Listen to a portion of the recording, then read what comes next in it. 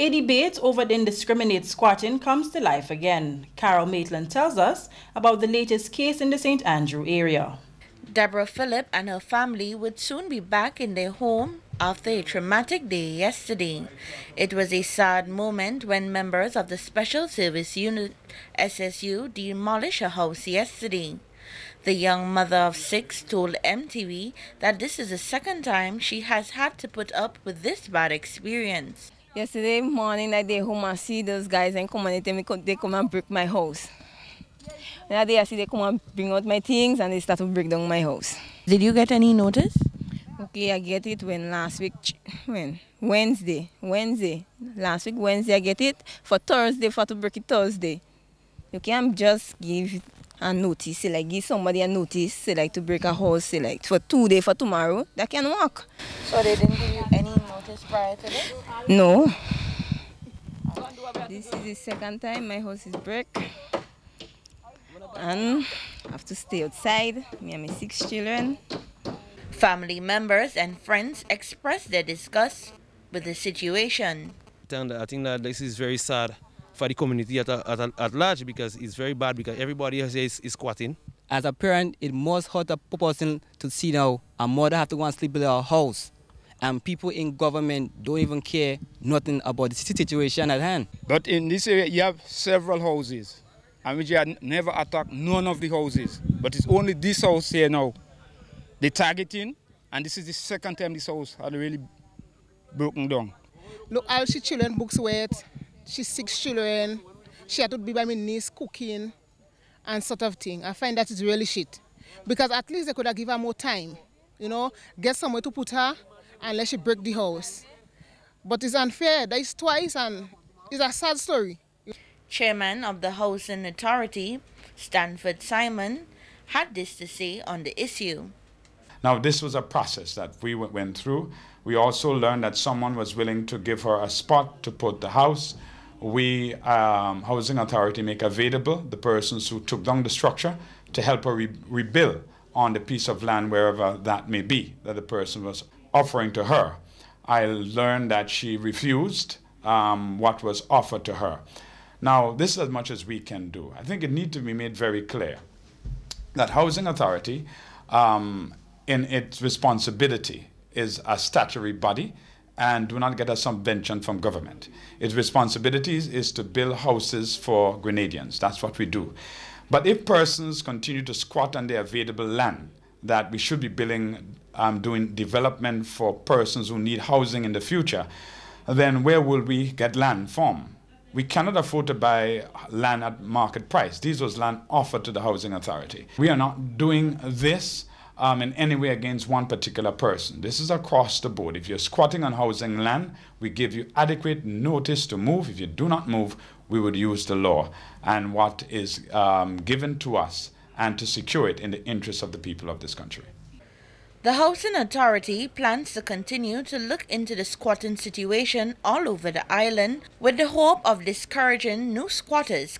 MTV understand that the Minister of Housing, Glenn Noel, today visited the area and made arrangement for the house to be rebuilt. Carol Maitland, MTV News.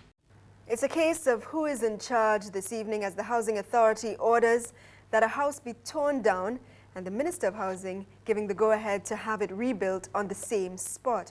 The situation came to a head at Mount Fan as a mother of 6 refused months of warning to stop squatting on government lands. Arisha Joseph has the details. The land on which this homeowner has been living is vested in the National Housing Authority. The demolition crew moved in on the instruction of the authority, which for the last 8 months has been asking her to relocate. Yesterday about minutes after 12, I see those guys and then come and tell me they come and mahjong my house from housing. So I say, I come mahjong my house, yeah, staying, me and my 6 children. They say the housing send them and break it. So I just they chill, they say they're waiting on a phone call. They say after the guy say Pastor Stanford Simon call him and tell him to break it. So he say, well, that's really sad. So I could break the girl house with 6 children in it. So after they leave and they go and start to break down my house, they start to think the roof first. After they take me things and put it outside here.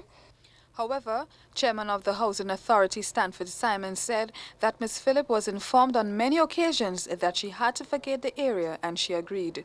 The technical officer went and informed her that she was building on housing land.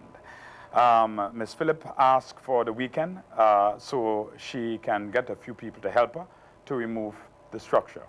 We said to her, fine, we give her the couple of days and ask her to, remove the structure. And she agreed that she will. 1 week later, we did a follow-up visit and realized that Ms. Phillip was building the house. Matter of fact, was almost finished. Instead of she removed it, she was building it.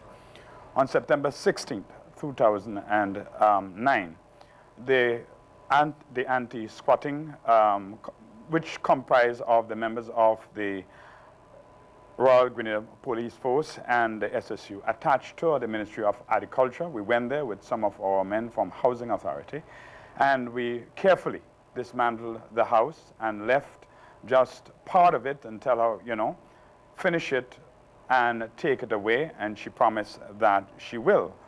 And she asked for the time, and so we give her to remove the rest of the house, and she agreed that she would do that.